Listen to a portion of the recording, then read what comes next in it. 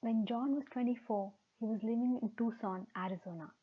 He was working in construction and his latest project was located all the way in Yuma. After work one day, he and a colleague parked their truck off a dirt road to relax and have some beer. They're around 15 minutes away from Interstate 8. So, beer in hand and sitting on a ridge overlooking the desert floor, they're waiting for the stunning Arizona sunset. Within seconds, a strange object materializes right in front of them, around 2 to 3 miles away on the desert floor. A massive cylindrical structure. It just appeared out of nowhere. They both gasp and sit up in shock. John says it looks like a giant bullet sitting upright, illuminated with a dazzling bright light. As they're watching, a spiral walkway appears at the top of the object, leading all the way down to the desert floor. They see small outlines emerging from the top of the object and start walking down the ramp. They assume the figures are humans. They're in total disbelief. Barely 50 to 60 seconds have passed. They're staring at these figures walking down the ramp, and the figures all stop at the exact moment and just vanish. 1 second and they're all gone. That's the last thing they both remember. John later described it as similar to getting punched in a fight. He instantly lost consciousness. When they wake up, they're 90 miles away in Tucson, just sitting in their truck, and it's now 6:30 a.m. They park just a block away from John's house, and neither John nor his friend have any memory of driving all the way here from the desert ridge. In fact, they have no memory of what happened from the moment the figures vanished into thin air.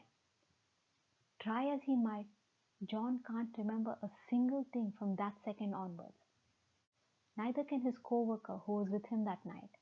It's like 11 whole hours, from 7:30 p.m. till 6:30 a.m., have been wiped clean from their memories.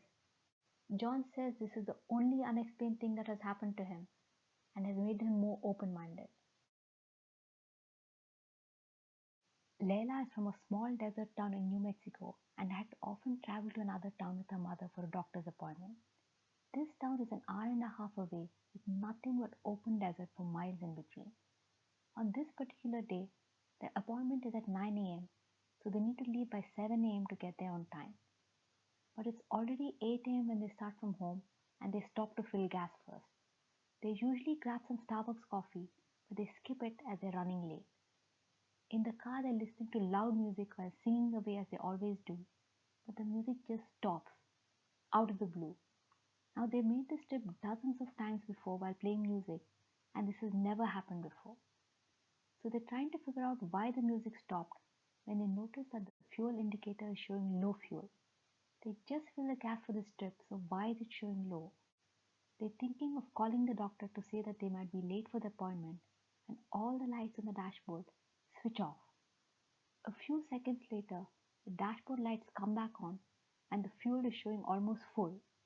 So they confuse and look at each other when the music also starts again by itself. But if what's inside the car is strange, what they're seeing outside is even stranger.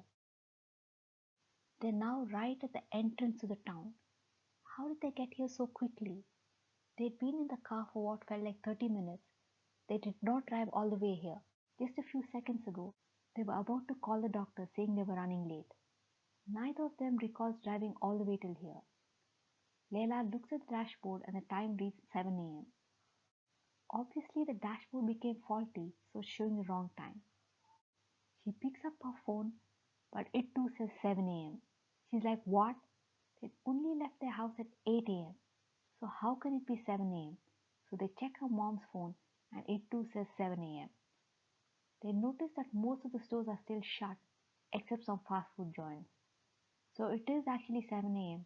and they grab some breakfast while waiting for their appointment. Leila says she knows they started at 8 a.m. and couldn't have gotten the time wrong. She says that to get there at 7 a.m., they'd had to leave at 5:30 a.m. and there is no way they made a mistake about the time they started, as it would have been pretty dark at 5:30 a.m. and it definitely wasn't dark. Also, throughout the trip, right till the moment the music died, she'd been constantly checking her phone for the time, wondering if they could reach by 9 a.m. Their car was new at the time and never had any issues reading the gas level, either before or after that incident. Mike lived in New York City during his high school years. His best friend was Jay, and Jay's family owned a summer home in a small town in Pennsylvania. As high school kids, they'd all go to the cabin on weekends just to party over fishing. On September 25th, 2015, Jay picked Mike up along with two other friends, and they're soon driving to Jay's cabin. So they get there, start playing games, and just chill out. At night, they go onto the deck to look at the stars. With no light pollution and clear skies, it's the perfect place for stargazing. But now, there are too many clouds so they can't see much. Jay tells them that in September, the best time to look at the stars is 3 a.m. and the stars seem brighter. He asks Mike the time, and Mike checks his phone and says it's 12:37 a.m. Later, he recalls the exact time because he said it out loud.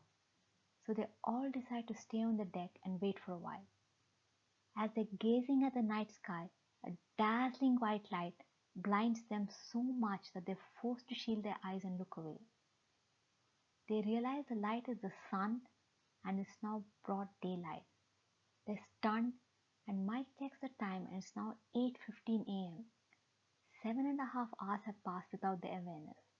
They do not recall being on the deck for 7 whole hours, but for some reason they are unfazed and feel tired and groggy, so go straight to bed. They still talk about it to this day and say it's the strangest thing that's happened to them. They can't remember what happened during those 7 hours. Not even one of the 4 friends who was there that night can remember anything from those 7 hours. The second incident happened in October 2019 and involves Mike and his same friend Jay. They both saw an orb high in the sky over New York City. Mike says it sort of looked like a flaming matchstick. Though there was no missing time involved this time, and they have no memory of the UFO for the first time, it is likely the two incidents are related. Dennis is a long-haul truck driver who made hundreds of trips from the Midwest to the West Coast. To avoid heavy traffic, he drives only at night while returning from the Midwest to LA. Till one horrifying trip.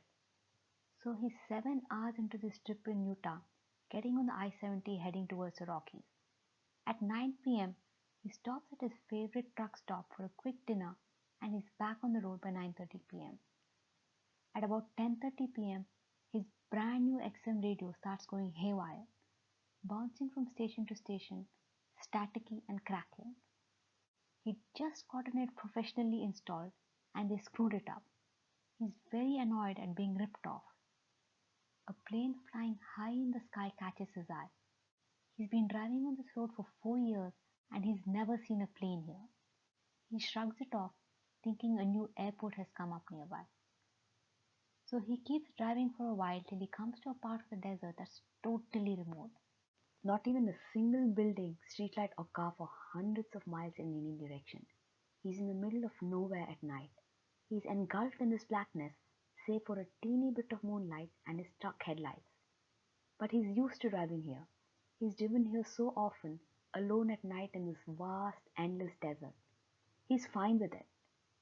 Right until he notices that the light in the sky is still there.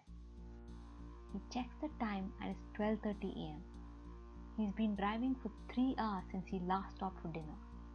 He only remembers 2 of these hours. He has no memory of the past 1 hour. This has never happened to him before. He finds this so alarming that he pulls off to the side of the road and stops his truck to look at his dashcam. But then he can sense that something isn't right, so he gets down from his truck. That's when he realizes that the light is there, directly above his truck. A blazing white light coming from a huge craft hovering 50 feet above his truck with pin drop silence. He leaps onto his truck, busts a U-turn on the highway and flees back to the truck stop. When he reaches, he calls his dispatch man and tells him that he will not budge from the truck stop till he sees sunlight. He locks the door and goes to bed. The next morning, He scans his body and his truck to see if everything looks fine, and luckily it's fine. Even after all these years, he refuses to go past the Rockies. He tells his dispatch to take the western tip of Nebraska. Draw a line on it from north to south. That's his cutoff point, and he will not go a foot beyond that. To this day, he has zero memory of that 1 hour. According to him, the light pursued him almost all the way back to the truck stop.